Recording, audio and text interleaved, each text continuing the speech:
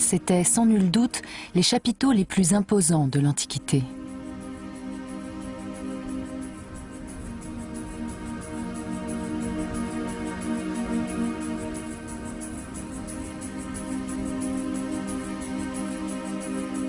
À 20 mètres de haut, ils soutenaient les plafonds des plus formidables palais du monde antique.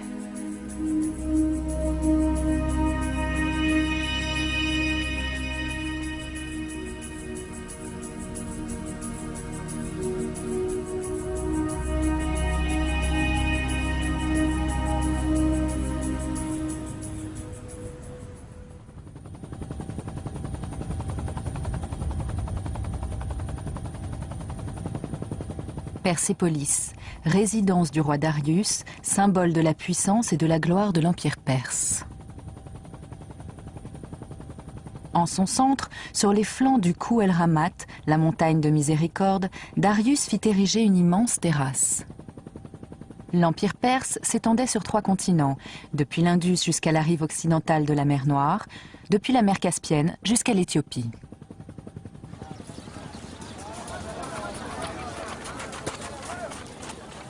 Nous sommes au début du mois d'avril, 13 jours après le Nowruz, le Nouvel An perse. La coutume veut que l'on passe cette journée en plein air. Sur le haut plateau de Persépolis, la température est encore clémente. Dans quelques mois, il régnera ici une canicule insupportable.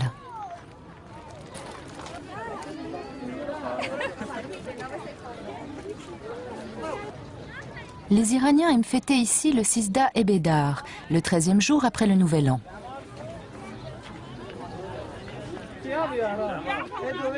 Il y a 2500 ans aussi, quand le roi Darius fit construire la ville, les gens se retrouvaient à Persépolis pour de grandes festivités. L'accès est impressionnant. Un double escalier monumental de 7 mètres de large conduit depuis la plaine à la terrasse de Persépolis 15 mètres plus haut. Les marches sont peu élevées, peut-être afin de permettre d'accéder à la terrasse à cheval. Après un virage à 180 degrés, les 2 volets de marche se rejoignent pour déboucher sur une plateforme, précédant une porte monumentale.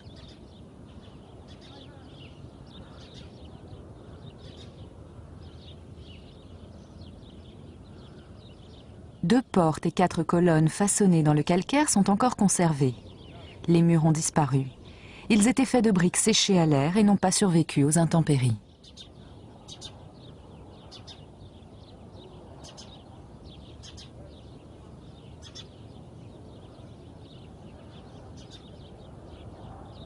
C'est le roi Xerxès, le fils de Darius, qui fit construire cette porte monumentale. Dans cette inscription, le fils fait l'éloge des palais construits par son père et de toutes les beautés qu'il a érigées ici. Xerxès donne à cette porte le nom de porte de toutes les nations. Des taureaux géants protègent l'entrée, forçant le respect.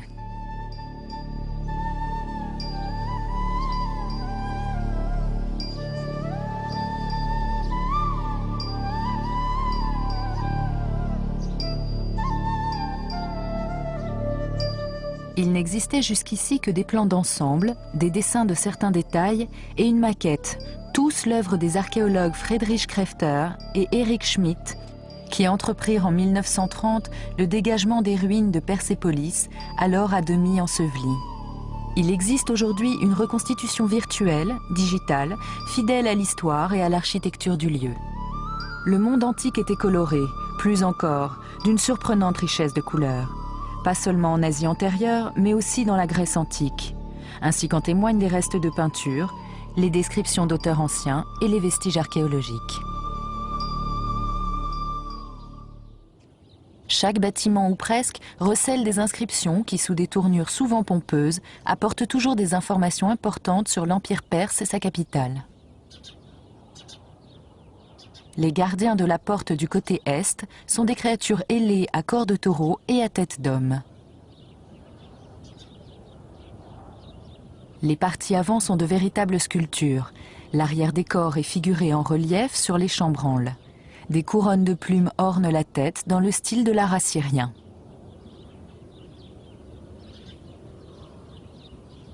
La prospection scientifique de Persépolis n'a commencé que dans les années 30 du siècle dernier par des fouilles systématiques. Les voyageurs qui visitaient les ruines alors partiellement ensevelies s'essayaient fréquemment à des reconstitutions. La dernière tentative de ce genre, dont on a déjà vu un exemple, est le fait de 2 architectes. Wolfgang Gamke est l'un d'eux. Il prospecte ici l'ensemble du site.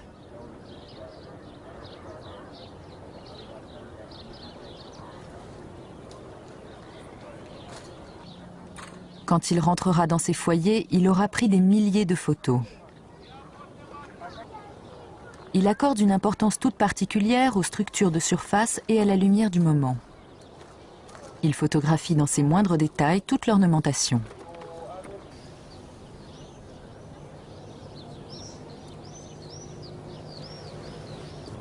Surtout, il compare ses mesures avec les dessins de Friedrich Krefter, l'architecte des fouilles des années 30.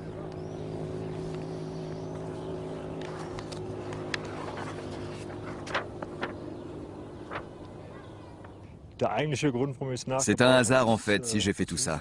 J'étais dans la formation professionnelle et je n'avais pas de travail. Et justement, à ce moment-là, mon ami et collègue Kourosh Affami m'a demandé si on ne pourrait pas se lancer ensemble dans un projet de ce genre. Et là, j'ai dit oui spontanément, sans savoir ce qui allait me tomber dessus. Et ce qui m'est tombé dessus, eh bien, ça a été un travail extrêmement complexe et extraordinairement intéressant. Et une histoire, un arrière-plan historique auquel je ne m'attendais pas. Dans les réserves du musée de Pergame, à Berlin, se trouve une maquette réalisée dans les années 30 par Friedrich Krefter.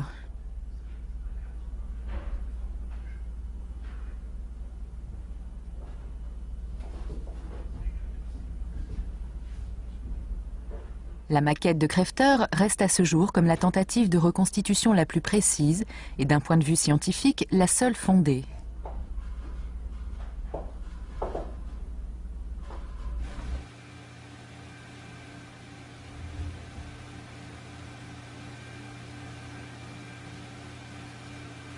Wolfgang Gamke et son partenaire Kourosh Affami ont reconstruit Persépolis grâce à un programme qu'utilisent aussi les architectes et les urbanistes.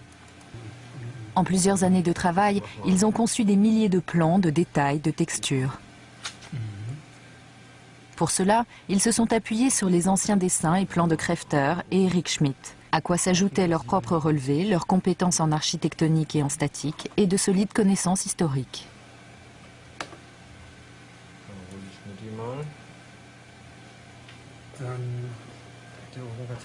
De cet endroit, selon Krefter, l'ensemble du taureau mesure 4,52 m. À partir des détails, ils ont réalisé des séries d'images qu'il a fallu ensuite animer via une caméra virtuelle.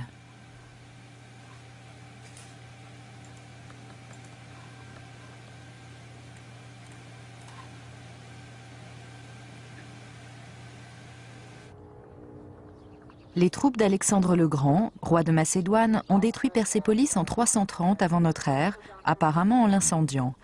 Mais les seuls vestiges eux-mêmes sont toujours aussi imposants.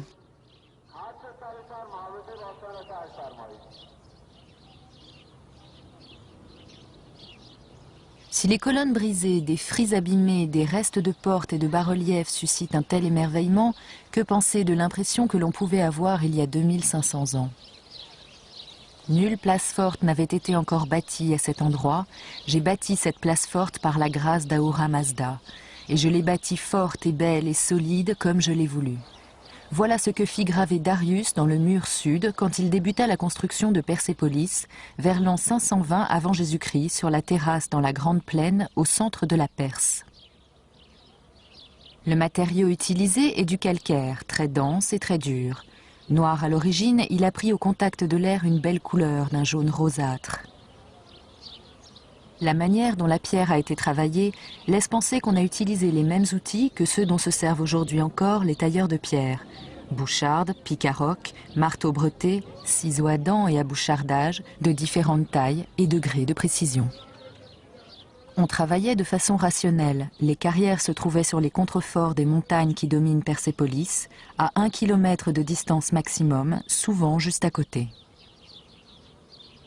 On découpait dans le rocher à partir du haut des phases complètes de travail, de la taille des pierres dont on avait besoin. Un travail de titan.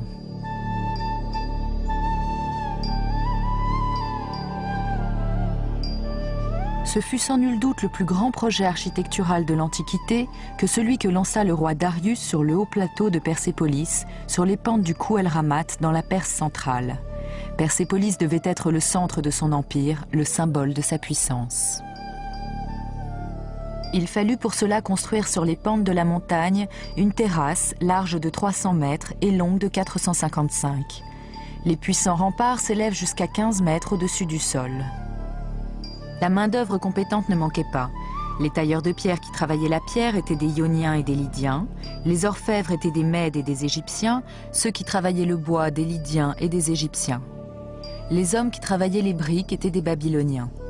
Voilà ce que nous dit une inscription dans le palais de Suse, qui date de la même époque.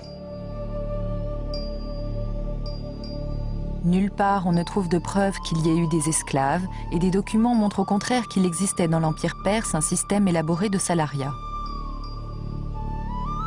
Le roi Darius n'a jamais vu le site achevé. Ses successeurs l'ont complété et transformé. Ce n'est que sous Artaxerxès III que Persépolis trouva son aspect définitif. Près de 2 siècles après le début des travaux, 7 ans avant sa destruction.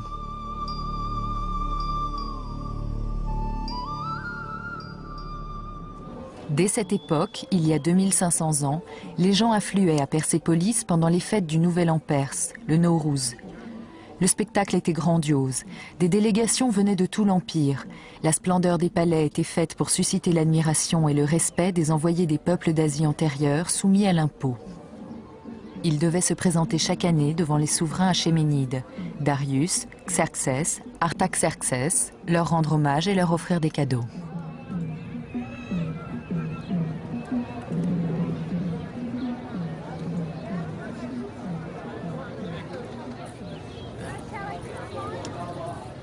Le visiteur contemporain aime bien savoir quelle était la fonction de tel ou tel palais et la signification d'un bas-relief ou d'une inscription.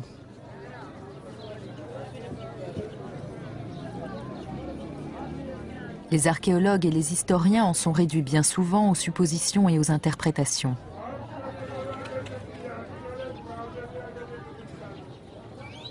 Cela commence déjà par l'appellation des différents palais.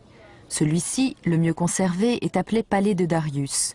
Il ne fait pas de doute qu'il fut achevé du vivant de Darius. Les inscriptions le confirment.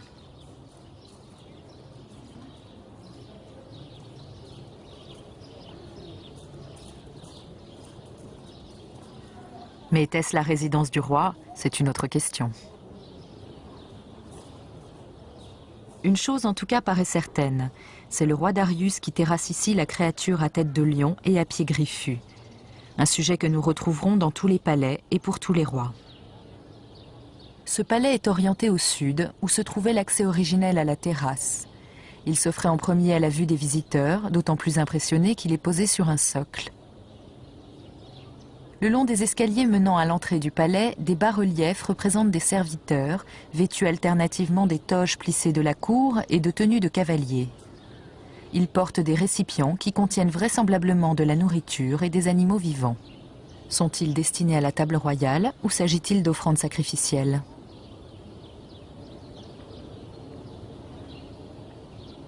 L'une et l'autre de ces interprétations peuvent être retenues.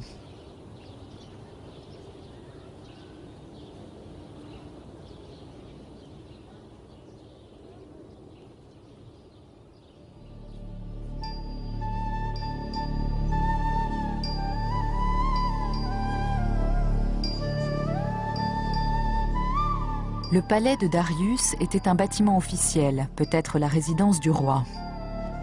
Les scènes figurées sur les portes et sur les escaliers ont servi de modèle, dans le style comme par les sujets, au bas-relief de l'ensemble du palais.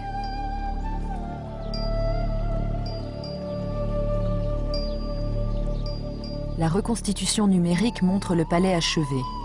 Les cadres des portes et des ouvertures, les escaliers et les colonnes étant encore bien conservés, on a pu en déduire la hauteur du plafond.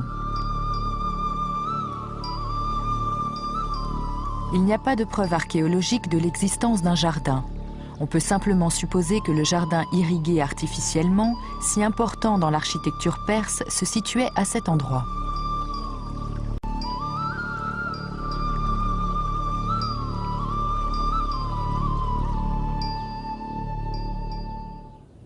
À l'intérieur de la porte d'entrée du palais de Darius se trouvent des inscriptions d'une importance particulière, la première est en vieux perse. À la fin du XVIIIe siècle, l'explorateur et savant danois Carsten Niebuhr les recopia. Une reproduction parvint à la bibliothèque royale de Göttingen entre les mains de Georg Friedrich Grotefend, professeur au lycée de la ville. Le déchiffrement eut lieu suite à un pari. Grotefend avait un ami, Raffaello Fiorello, bibliothécaire à la bibliothèque royale, avec lequel il paria qu'il parviendrait à déchiffrer un texte dont on ne connaissait ni l'écriture ni la langue.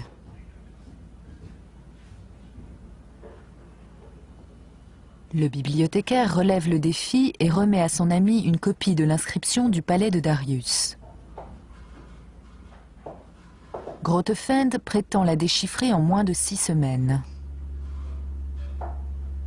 Il peut déjà supposer qu'il s'agit d'une écriture alphabétique se lisant de la gauche vers la droite. Il doit donc commencer en haut à gauche.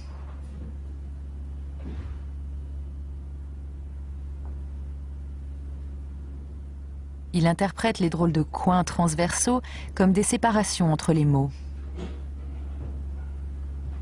Ainsi, la première ligne contient 2 mots. Le second mot de la ligne 1 apparaît aussi dans la ligne 2, au milieu. Le mot suivant de la ligne 2 apparaît à nouveau avec tous les signes de ce mot qui se poursuit à la ligne 3 avec toutefois 3 signes supplémentaires. Le dernier mot de la ligne 3 est le même mot que le mot de départ. Grotefend interprète ce mot comme étant Dar-Eush, le nom du roi Darius en écriture biblique. Finalement, le professeur aboutit à la phrase « Dar-Eush, le grand roi, roi des nations, fils d'Istap, l'Achéménide qui fit ce palais. » C'était une petite ouverture sur l'alphabet. La grande porte, elle, se trouvait sur la route d'Ecbatana à Babylone.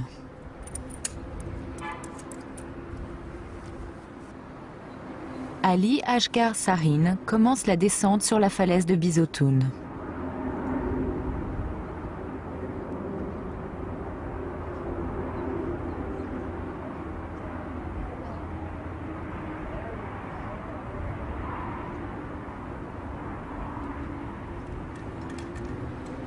En 1837, un autre se laissa descendre le long de ce rocher.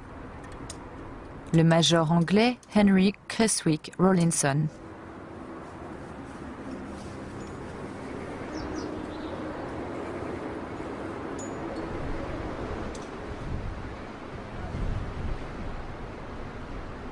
La falaise recèle quelque chose de très particulier.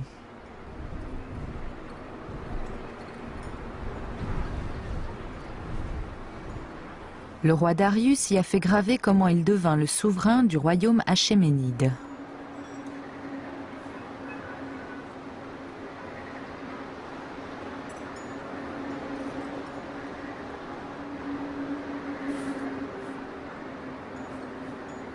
Du bas de la falaise, il est impossible de distinguer les bas-reliefs et les inscriptions.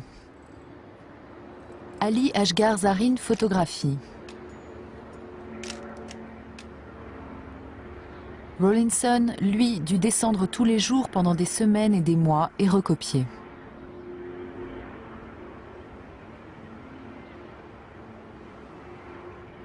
Darius n'avait pas reçu les attributs royaux par ordre direct de succession. Il était le neveu du roi Cambyse, mort lors d'une campagne militaire en Égypte et lui-même fils de Cyrus le Grand. Le texte et l'imagerie racontent que Darius ne s'imposa qu'après des luttes intestines avec d'autres prétendants et recense les pays qui faisaient partie de son empire. Tout cela s'accomplissant selon la volonté du dieu Ahura Mazda, qui est au-dessus de toute chose.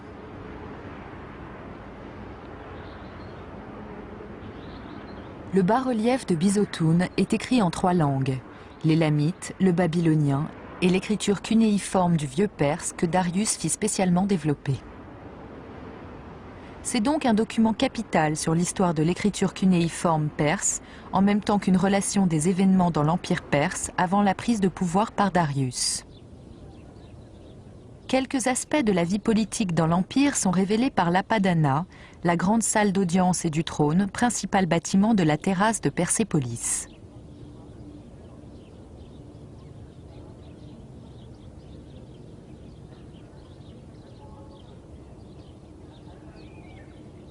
Sur un vaste socle orné de bas-reliefs auquel donnaient accès 4 volets de marche sur les côtés nord et est, se dressait une salle de réception dépassant en majesté et en élévation tous les autres bâtiments de la terrasse de Persépolis.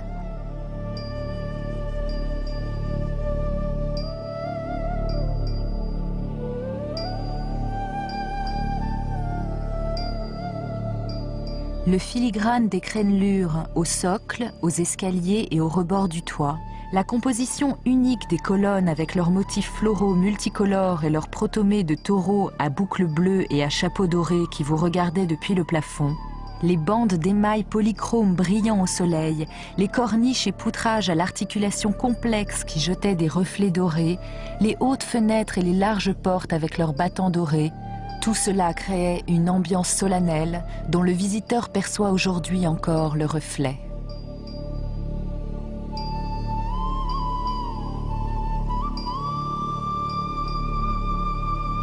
C'est ainsi que Friedrich Krefter, architecte de fouilles et archéologue, décrit la salle du trône.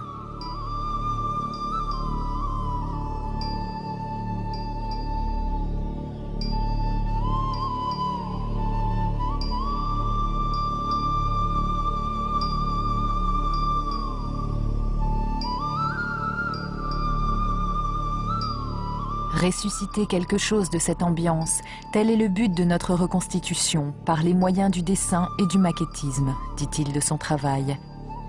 On peut dire la même chose des reconstitutions virtuelles des bâtiments de Persépolis.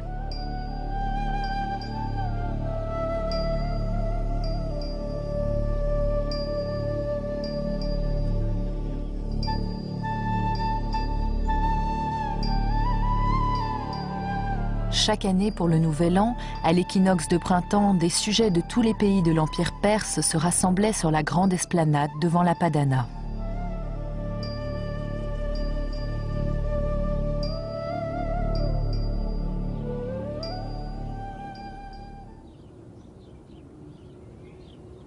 Des bas-reliefs ornent les escaliers. Ce groupe de lions et de taureaux combattants, où chacun à son tour prend le dessus sur l'autre, est considéré comme un symbole du jour et de la nuit.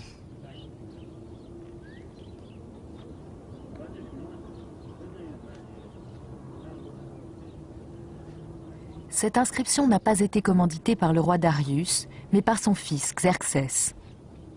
Je suis Xerxès, roi des rois, fils de Darius des Achéménides. Il ajoute avoir tout fait bâtir selon la volonté d'Ahura Mazda et des autres dieux et demande leur protection pour son royaume.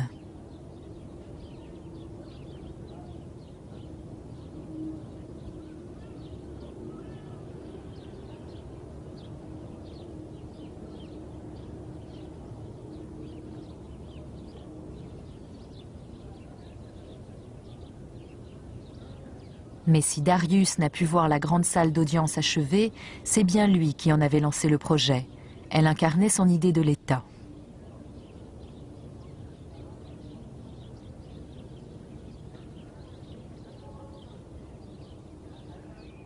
L'Apadana était le centre d'un empire dont l'essence est inscrite sur les bas-reliefs des escaliers.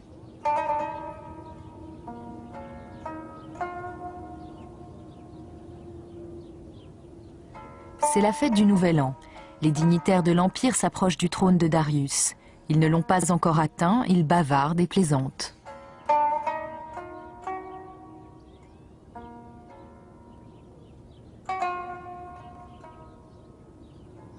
Ils se conduisent plus dignement dès qu'ils ont atteint les porteurs de lances, la garde rapprochée du roi.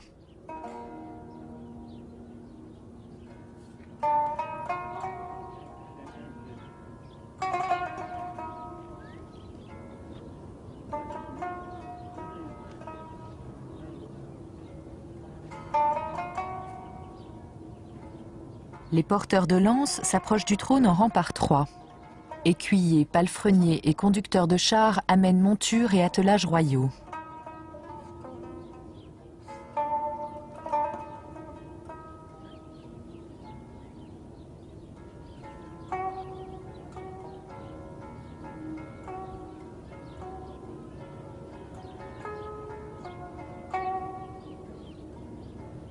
Les lances des gardes du roi s'achèvent par des pommeaux de pierres précieuses.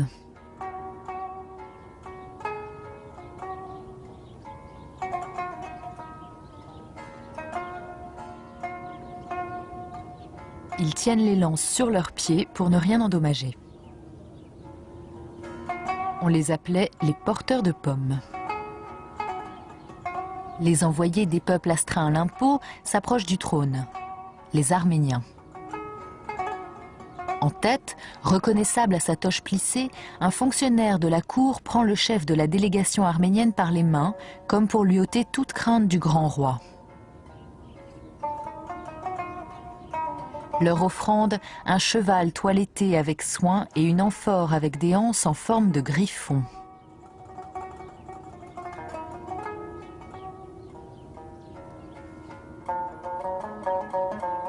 Les Élamites, les anciens maîtres de la Perse centrale, apportent arcs et poignards. Inquiète, une lionne surveille ses lionceaux.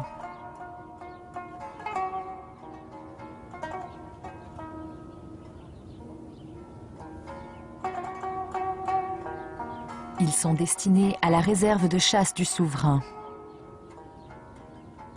Un nouveau dignitaire perse accompagne les envoyés. Les Babyloniens amènent un zébu. L'image est paisible. Les envoyés des peuples conquis ne se présentent pas comme des sujets soumis, mais semblent s'approcher du grand roi avec joie et dans la bonne humeur.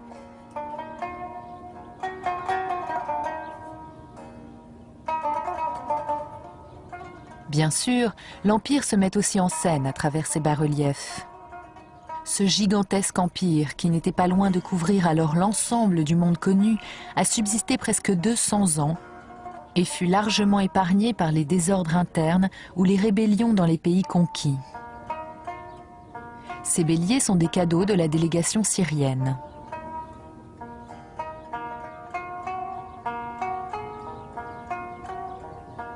Les Lydiens viennent d'Asie mineure. La richesse de ce peuple, dont Crésus fut un jour le roi, est attestée par ses cadeaux. Un attelage au grand complet, des amphores précieuses, des bijoux.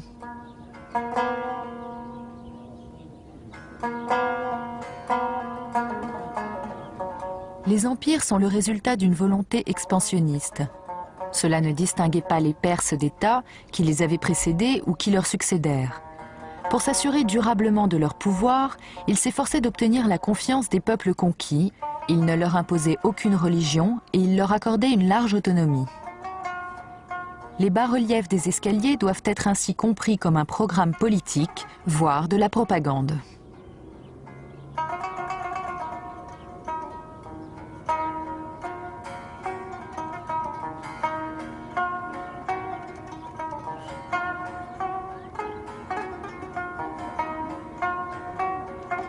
De la partie la plus méridionale de l'Empire viennent les Éthiopiens. Leur cadeau, une girafe.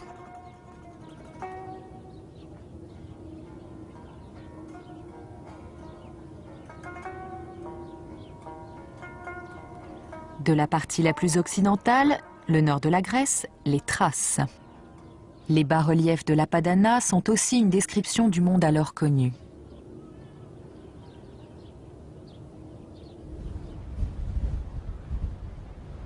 Le centre de toutes les attentions, le roi qui recevait dans la salle du trône la cour et les envoyés de l'Empire, n'apparaît pas, ou plus, sur les bas-reliefs. Son effigie a été retirée par son fils, Xerxès. Nous la retrouverons à un autre endroit.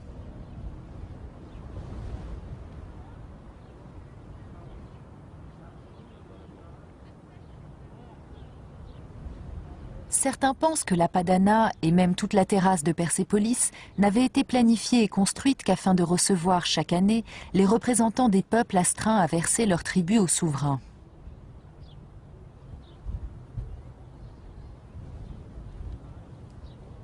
D'autant que l'Empire avait encore deux autres capitales, Suse et Ecbatana. Mais Persépolis avait été dotée d'une magnificence particulière.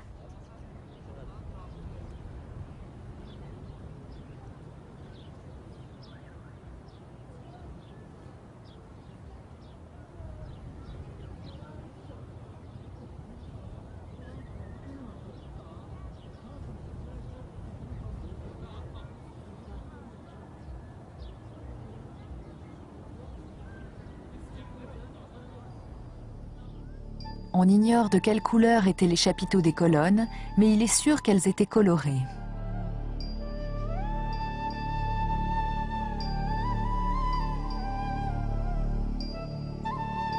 Une colonne symbolisait un arbre sacré, une vieille tradition dans toute l'Asie occidentale.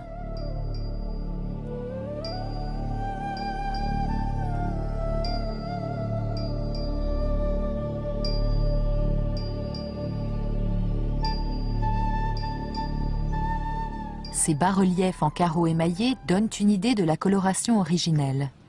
Eux aussi ont 2500 ans.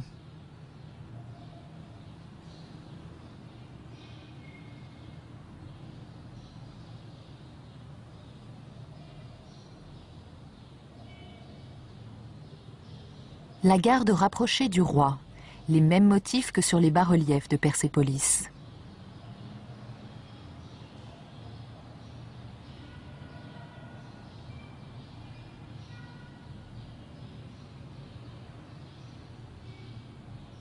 Des créatures fabuleuses ailées.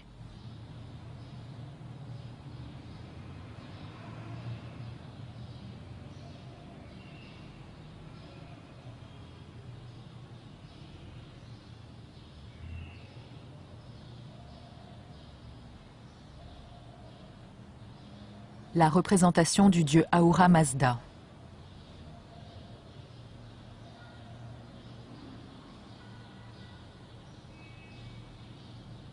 Ces bas-reliefs, toutefois, ne proviennent pas de Persépolis, mais de Suse.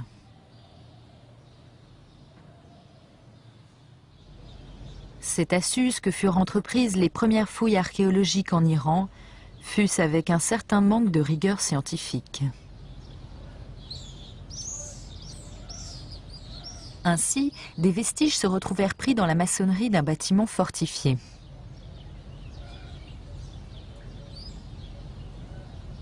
Des archéologues français ont construit ce fortin à la fin du XIXe siècle. Il était censé sécuriser leurs fouilles. Suse fut construite par le roi Darius, presque au même moment que Persépolis. Suse est évoquée dans l'Ancien Testament. On peut lire dans le livre d'Esther: « Et lorsque ces jours furent achevés, le roi fit pour tout le peuple qui se trouvait à Suse, la citadelle, depuis le plus grand jusqu'au plus petit, un festin de 7 jours dans la cour du jardin de la maison royale. Des lits d'or et d'argent reposaient sur un pavé de porphyre et de marbre. Les boissons étaient servies dans des vases d'or. »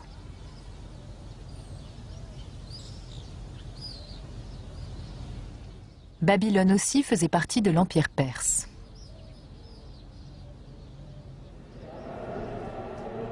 La porte d'Ishtar de Babylone, partie d'une voie de procession pour le Nowruz du printemps.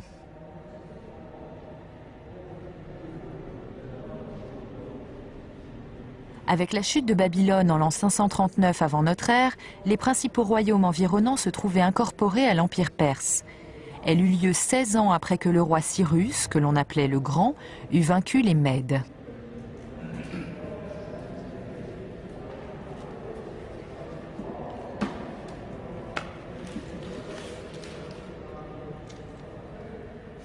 Babylone aussi fut conquise par Cyrus, le grand-oncle de Darius.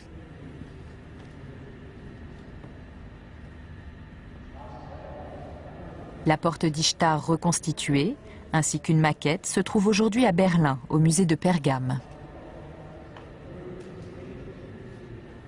Les hommes qui travaillaient les briques étaient des Babyloniens, nous apprend le roi Darius dans une inscription sur un bâtiment de Suse. L'émaillage de briques a une longue tradition dans l'architecture d'Asie antérieure. La porte d'Ishtar et la voie de procession ont ainsi fourni l'impulsion pour la palette de couleurs et la décoration des palais des Achéménides.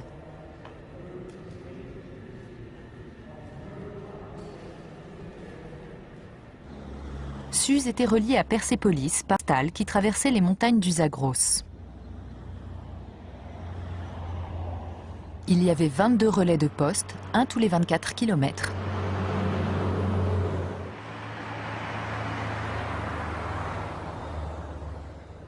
Je n'ai pas mentionné la Perse elle-même parmi les pays assujettis au service de l'intérêt, car le royaume perse est exonéré d'impôts, écrit le grand historien grec Hérodote, quand il recense les tribus dont devaient s'acquitter les différents royaumes de l'Empire. Ce n'était pas tout à fait exact. Les paysans et les artisans de la Perse proprement dite devaient aussi payer des impôts en nature et livrer orge, dattes, figues, noix, huile, caprinés, bœufs et chevaux. La terre autour de Persépolis était fertile. Un système raffiné d'irrigation qui amenait l'eau de la fonte des glaces depuis les montagnes jusque sur le haut plateau fertile assurait de bonnes récoltes. Il y avait des domaines royaux, des cultivateurs indépendants et des grands propriétaires terriens, ainsi que des petits paysans et des métayers. Ils recevaient du propriétaire les semences et l'eau et devaient en contrepartie lui livrer une partie de la récolte décidée à l'avance.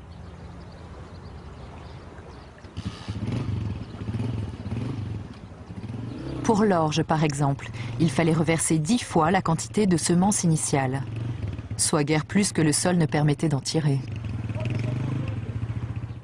On sait peu de choses sur les pratiques culturelles et religieuses des Perses.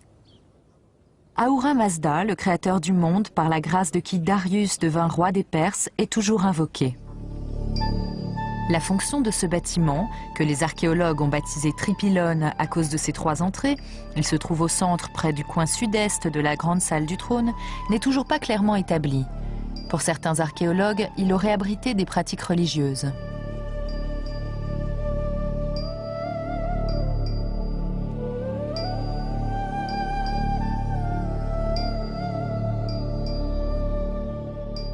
La question de l'identité entre le dieu des Perses Ahura Mazda et le dieu Ahura Mazda du réformateur Zarathustra ou Zoroastre n'est pas non plus tranchée avec certitude.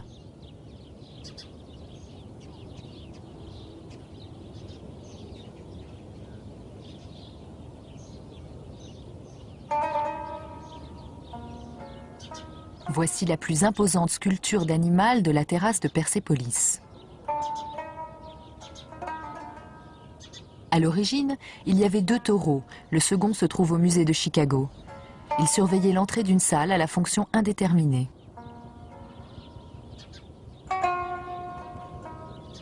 Des bas-reliefs dans l'entrée nord montrent le roi sur son trône, avec les dignitaires de l'Empire. Ils sont portés par les gardes du souverain.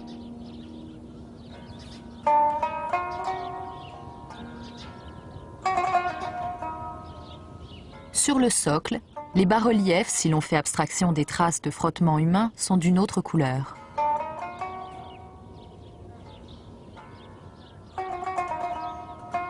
C'est la limite jusqu'à laquelle le bâtiment était enseveli. La grande salle, plus grande de 1000 mètres carrés que la Padana, a été construite par Xerxès, le fils de Darius. 100 colonnes supportaient le plafond, d'où son nom Palais des 100 colonnes. La vocation de ce bâtiment est controversée. Sans doute, Xerxès voulait-il avoir une salle qui fût plus grande que la splendide salle du trône de son père Darius.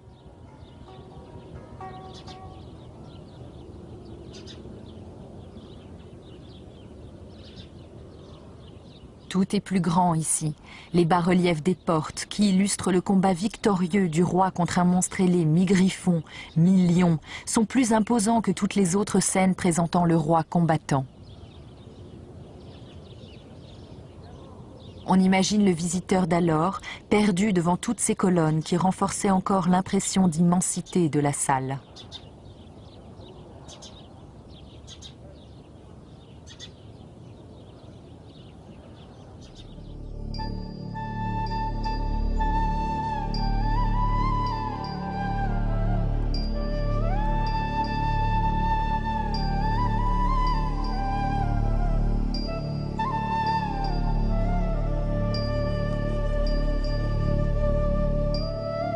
L'activité bâtisseuse semblait ne pas avoir de fin sur la terrasse de Persépolis.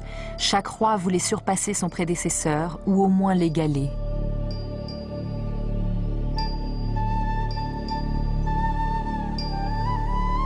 Cette ambition semble avoir été particulièrement puissante chez le fils de Darius.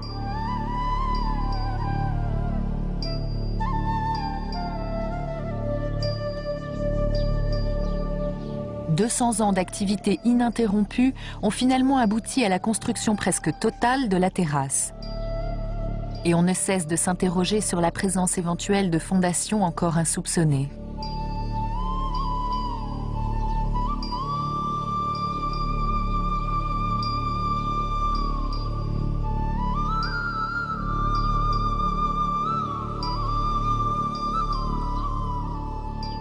Depuis le XVIe siècle, les imposants vestiges, bien que partiellement enterrés, ont toujours attiré des visiteurs venus d'Europe, principalement des commerçants et des diplomates. Des dessins, des essais de reconstitution, plus tard aussi des photographies, ont été réalisés. Mais ce n'est qu'à partir de 1931 qu'il y eut des fouilles systématiques et rigoureuses. D'abord sous l'impulsion de Ernst Herzfeld et de son architecte Friedrich Krefter, ensuite de l'Oriental Institute of Chicago. Depuis les années 40, c'est le département des antiquités iranien qui dirige les fouilles, les recherches et la restauration.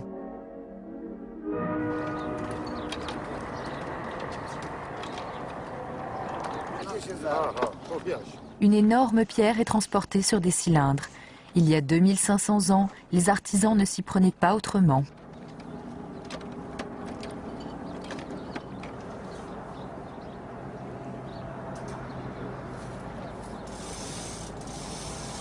Ce sont bien là des fouilles archéologiques. Les vibrations des machines modernes ne feraient que causer des dégâts. Le palan, en revanche, ne déplace ce lourd élément que millimètre par millimètre. Le chantier ne se trouve qu'à quelques mètres au sud de la terrasse. Il s'agit de mettre au jour et de restaurer une tombe royale inachevée.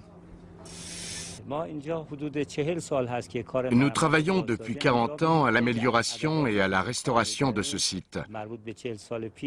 Nombre de techniques que nous employons sont les mêmes qu'il y a 40 ans. Cet échafaudage et les palans que vous voyez ici nous facilitent les choses et nous permettent de travailler plus efficacement. Vous voyez ces nouveaux outils, surtout les échafaudages, ont aussi leurs limites. Il faut les utiliser pour des travaux très particuliers. Ça doit être bien planifié. Avec nos appareils, nous pouvons déplacer des pierres de 70 à 100 tonnes avec plus de sécurité quand nous le désirons et quand nous en avons besoin.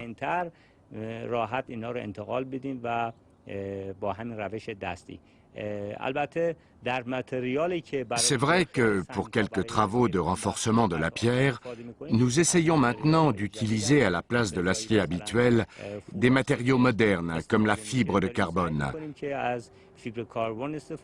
Mais l'un dans l'autre, il est plus simple et plus sûr d'utiliser les procédés traditionnels. Au-dessus de la terrasse, sur les pentes du Kouh El Ramat, quelques tombeaux ont été mis au jour. Voici taillé dans le roc celui d'Artaxerxès III, petit-fils de Darius, roi des Perses de 358 à 337 avant Jésus-Christ. Les bas-reliefs ressemblent à ceux des palais. Ils invoquent le dieu Ahura Mazda. Les peuples portent le souverain.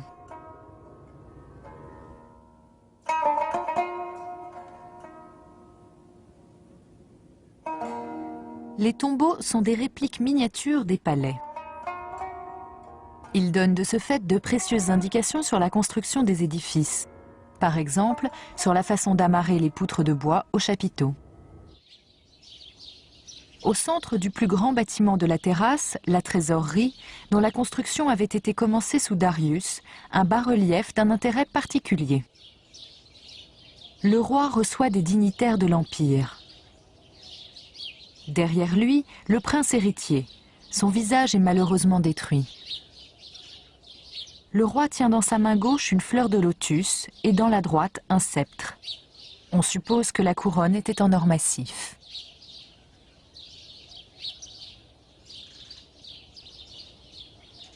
Le sens du détail apporté à ce bas-relief dans la représentation des objets et des personnages le fait considérer comme un chef-d'œuvre de l'art achéménide.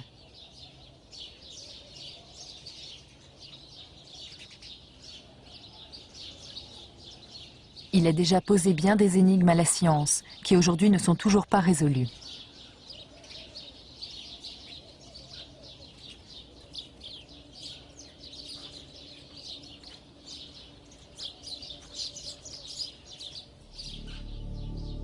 Qui est le roi?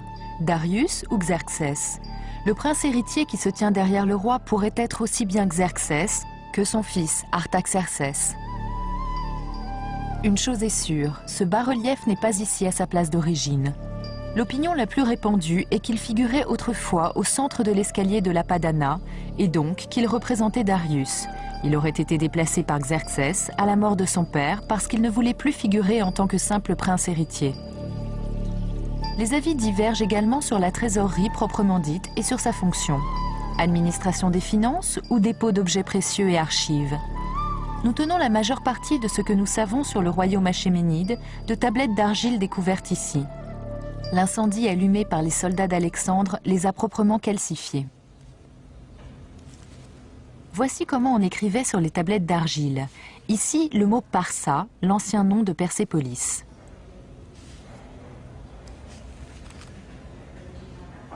Sharok Razmjou, du Musée national de Téhéran, nous sert ici de scribe. Les tablettes d'argile retrouvées par milliers dans la trésorerie sont principalement des documents administratifs sur des paiements effectués à des employés de la maison royale.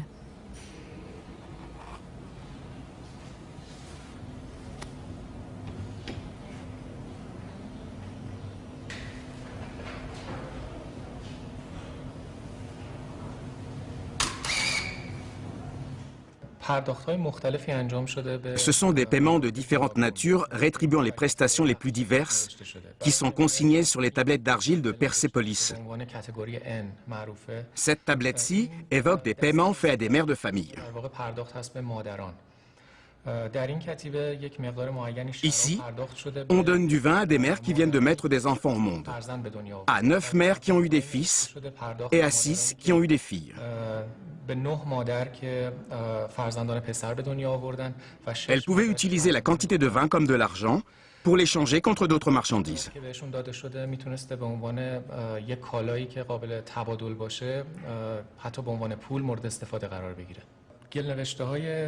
Les tablettes d'argile de Persépolis qui mentionnent des paiements ont été en règle générale réalisées de cette manière. Le scribe tenait la tablette entre le pouce et l'index, ce qui explique que l'on voit encore souvent sur le côté gauche les empreintes des doigts.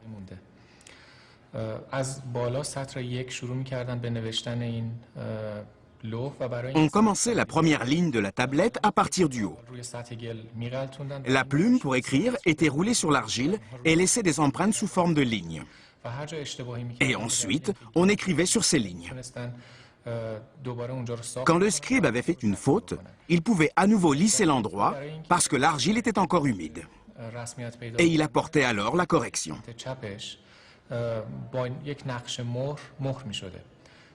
Pour que l'inscription revête un caractère officiel, au début, on lui apposait un sceau en haut à gauche. Parfois, quand le verso n'était pas écrit, on apposait un sceau là aussi pour qu'on ne puisse pas rajouter des choses après coup. Nous avons ici un trou des deux côtés par lequel on pouvait ensuite passer une ficelle pour accrocher les tablettes et les archiver. Le roi Darius proclame: Ceci est le royaume que je détiens, depuis les sites qui demeurent au-delà de la Sogdiane, jusqu'en Éthiopie, de l'Inde jusqu'en Lydie. Ceci est écrit sur les actes de fondation en or que Darius fit enterrer dans les soubassements de la salle du trône. Comment un aussi vaste empire a-t-il pu subsister aussi longtemps?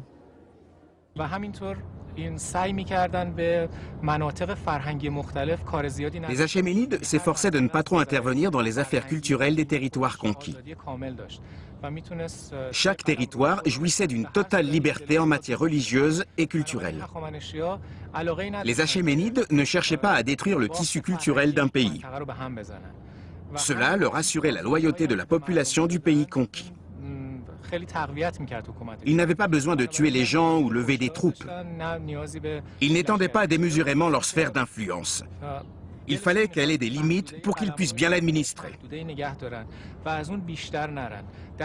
C'est pour cela qu'ils s'en tenaient à leurs frontières du sud, du nord, de l'est et de l'ouest et qu'ils n'ont pas poussé plus loin. Leur empire s'étendait sur 3 continents. Ils essayaient de bien l'administrer tel qu'il était.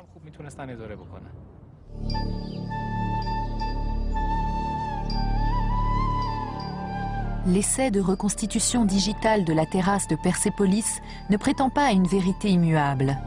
Les travaux des historiens et des archéologues apporteront de nouvelles découvertes. Inévitablement, des corrections seront apportées. On raconte qu'Alexandre, après que ses soldats eussent incendié la terrasse de Persépolis en 330 avant Jésus-Christ, aurait exprimé des regrets en visitant les ruines.